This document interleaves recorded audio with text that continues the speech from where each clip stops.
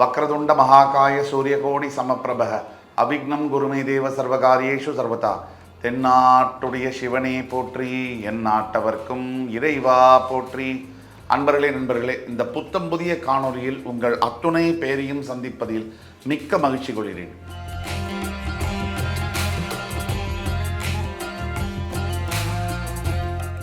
இப்ப துலாம் ராசி நேயர்களுக்கு 6ஆம் இடத்திற்கு வரக்கூடிய சனியினால் மிகப்பெரிய யோகங்கள்.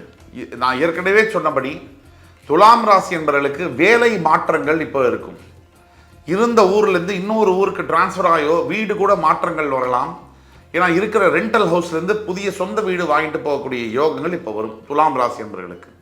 அதே மாதிரி இது வரைக்கும் 2 வீலர் யூஸ் பண்ணிட்டு இருந்தேன், ஃபஸ்ட்டு நான் என் லைஃப்பில் கார் வாங்குறேன், ஃபஸ்ட்டு நான் என் லைஃப்பில் ஃப்ளைட்டில் போகிறேன், இந்த மாதிரியான யோகங்கள் கிடைக்கும். சார், இது வரைக்கும் நான் ஒரு 25,000 earn பண்ணிட்டு இருந்தேன், திடீர்னு 1 lakh சேலரி, இப்படியான யோகங்கள் கிடைக்கும். இது ஏன்னா 5ஆம் இடத்திலிருந்து 6ஆம் இடத்திற்கு வரக்கூடிய சனி பகவான் தன்னுடைய 3ஆம் பார்வையரால் உங்களுடைய அஷ்டமஸ்தானத்தை பார்க்கிறார். திடீர் யோகம்னா மிகப்பெரிய யோகங்களை குறிப்பது அஷ்டமஸ்தானம். அந்த மாதிரியான மிகப்பெரிய புதையல் கிடைக்கிறது, அதிர்ஷ்டமான யோகங்கள், மிகப்பெரிய வேலை மாற்றங்கள், பெரிய சம்பளம், நல்ல பதவிகள், இதெல்லாம் கொடுக்கக்கூடியது சனி பகவான். தன்னுடைய 7ஆம் பார்வையால் உங்களுடைய 12ஆம் வீட்டை பார்க்கும் பொழுது கண்டிப்பாக உயர் பதவிகள், உயர் இதெல்லாம் கொடுப்பார். அதாவது வெளிநாடு சம்பந்தப்பட்ட டிராவல்லாம் கொடுத்தாலும் உயர் இரத்த அழுத்தத்தையும் கொடுக்கக்கூடிய வாய்ப்புகள் உண்டு. பிபி சம்பந்தப்பட்ட விஷயங்கள், டயபெட்டிஸ் சம்பந்தப்பட்ட விஷயங்களில் கேர்ஃபுல்லாக இருக்கணும். அதே மாதிரி தன்னுடைய 10ஆம் பார்வையால் உங்களுடைய உபஜயஸ்தானத்தை பார்ப்பதனால் உங்களுடைய பஞ்சமாதிபதி, பூர்வ புண்ணியத்திற்கு அதிபதியான சனி பகவான் உங்களுடைய 3ஆம் இடம் என்று சொல்லக்கூடிய உபஜயஸ்தானத்தை பார்ப்பதனால் நீங்கள் எடுக்கக்கூடிய எல்லா முயற்சிகளும் அடுத்த 2.5 வருஷத்துக்கு டாப் கிளாஸாக ஜெயிக்கும். நல்ல முயற்சிகள் இப்போ எடுத்தீங்கன்னா, ஸ்பெஷலி துலாம் ராசியில் பணியாற்றக்கூடிய வக்கீல்கள், நீதிபதிகள், காவல்துறை அன்பர்கள், துலாம் ராசியில் இருக்கக்கூடிய அரசியல் மாமன்ற தலைவர்கள், துலாம் ராசியில் இருக்கக்கூடிய பல தொழிலதிபர்கள், துலாம் ராசியில் இருக்கக்கூடிய மிகப்பெரிய விவசாயிகள், விவசாயம் சார்ந்த தொழில்களில் இருப்பவர்கள், ஹோட்டல் அதிபர்கள், இவர்களுக்கெல்லாம் ஒரு பொற்காலம் அப்படின்னு சொன்னால் அது மிக இல்லை. அப்போ துலாம் ராசி இப்படி இருக்கு. வேற என்ன துலாம் ராசிக்கு அப்படின்னா, உங்கள் ராசியில் தான் சனி பகவான் உச்சம் பெறுகிறார். அவர் போய் ராசிக்கு 6ஆம் இடத்துல பாவகிரகமானவர் மறையும் பொழுது திடீர் யோகம், எதிரிகளை வெல்லக்கூடிய யோகம். இப்போ இத்தனை ஆண்டுகள் சார் இவர் ஆஃபீஸில் எனக்கு ரொம்ப தொல்லை கொடுத்துட்டார் சார், இவர் என்னுடைய ஆஃபீஸில் என்னை ரொம்ப பாடாப்படுத்திட்டார் சார், வீட்டிலே இருக்காங்க சார், மாமனாரும் மாமியாரும் சேர்ந்து என்னோட குடும்பத்தை ரொம்ப பிரச்சனை பண்ணிட்டாங்க சார், என் மனைவி என்னை எதிரியாகவே பார்க்குறார் சார் அப்படின்னா, அதே மனைவி உங்களை மிகப்பெரிய ஒரு அன்பு செலுத்தக்கூடிய ஒரு மனைவியாக மாறுவாங்க. அதே மாமனார் மாமியார் உங்களை புரிஞ்சு கொண்டு அவங்களுடைய மனசை மாற்றிக்குவாங்க. நீங்கள் வேலை செய்யக்கூடிய அலுவலகத்தில் இருக்கக்கூடிய மேலதிகாரி உங்களுடைய பக்கத்தில் இருக்கக்கூடிய நியாயத்தை புரிஞ்சு கொண்டு தன்னை மாற்றிக்கொள்வார். இந்த அற்புதங்கள் எல்லாம் நடக்கும். அதே மாதிரி இப்போ நாம் சொல்லக்கூடிய எல்லா பலன்களுமே பொது பலன்கள். இதில் உங்களுடைய சுய ஜாதகத்தை காமிச்சாதான், கீழே கொடுக்கப்பட்டுள்ள வாட்ஸ்அப் நம்பரில் காமிச்சாதான் துல்லியமான பலன்களை எங்களால் சொல்ல இயலும். இது ஒன்று. இப்போ துலாம் ராசிக்கு வேற என்னென்ன யோகம் வரும் இதனால் அப்படின்னு பார்த்தீங்கன்னா, அடுத்த 2.5 வருஷ காலத்துக்கு மார்ச் 29 அதாவது அன்எக்ஸ்பெக்டட்னு சொல்லுவாங்க, எதிர்பாராத திருப்பு முனைகள் அமையும். திருப்பு முனைகள்னா ஒரு சின்னதாக ஏதாவது ஒரு பிரச்சனைகள் வரலாம், ஆனால் அது பிரச்சனை திசை திரும்பி மிகப்பெரிய நல்ல ஒரு மாற்றமாக கை கொடுக்கும். ஒரு எக்ஸாம்பிளுக்கு, ஒரு வேலை போகுதுன்னு ஒருத்தர் கவலைப்படுறாரு, அவருக்கு புதிய வேலை, ஒரு மிகப்பெரிய வேலை கிடைக்கும். அந்த வேலையில் சொல்லுவாங்க எங்களுக்கு உடனே ஜாயின் பண்ணணுவாங்க. வேலையில் இருக்கக்கூடிய ஒரு நோட்டீஸ் பீரியடில் இருந்தால் ஜாயின் பண்ண முடியாது. அப்போ வேலை போனது அவருக்கு நல்லது தானே. இந்த மாதிரியான மாற்றங்கள் வரும். இப்படி பல பண பரிவர்த்தனையில் மாற்றங்கள் வரும். ஷேர் மார்க்கெட்டில் நம்பி இன்வெஸ்ட்மெண்ட் பண்ணலாம்.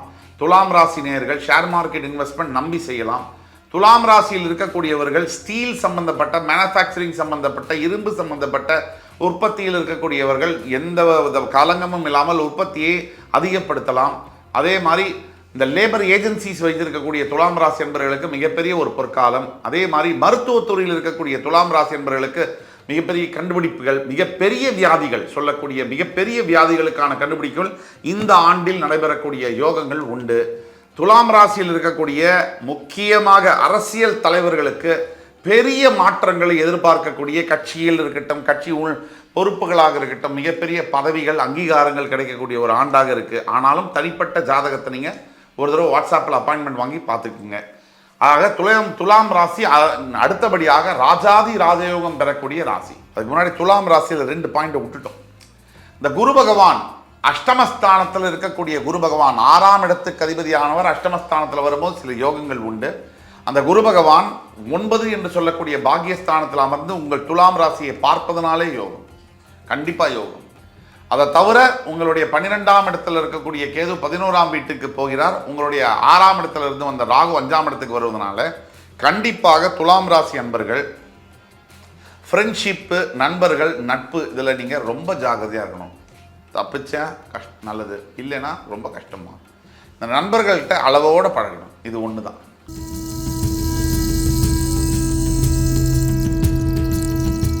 நினைத்தாலே முக்தி தரும் ஊர் அப்படின்னா திருவண்ணாமலை தான். இங்கே பிணி தீக்கிறதுக்கு ஒரு கோயில் இருக்குன்னா அது கிரிவல பாதையில் அமைந்திருக்கிற மிகவும் பழமையான இடுக்கு பிள்ளையார் கோயில் தான்.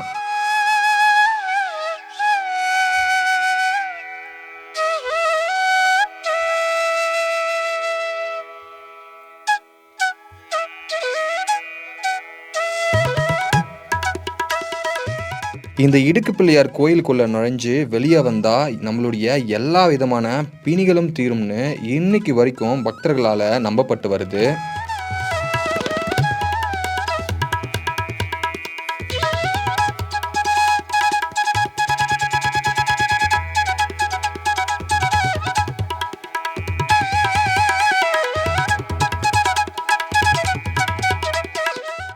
திருவண்ணாமலை கிரிவல பாதையில் குபேரலிங்கத்துக்கு பக்கத்தில் இந்த கோவில் அமைஞ்சிருக்கு.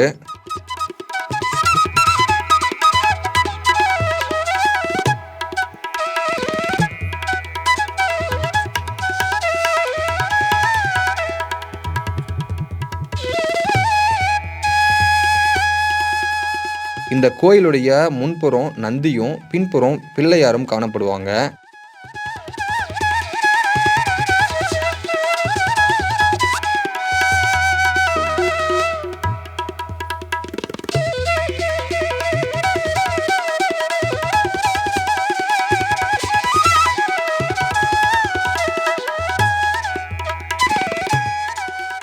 இந்த கோயிலில் நேர்கோட்டில் அமையாத 3 வாசல்கள் இருக்கு. பின் வாசல் வழியா உள்ள நுழைஞ்சு 2வது வாசல்ல தவழ்ந்து 3வது வாசல்ல வெளியே வரணும். வெளியே வரும்போது நந்தி சிலை முட்டுவது மாதிரி தெரியும். ஆனா நந்தி சிலையில நம்ம முட்டி கொள்ள மாட்டோம்.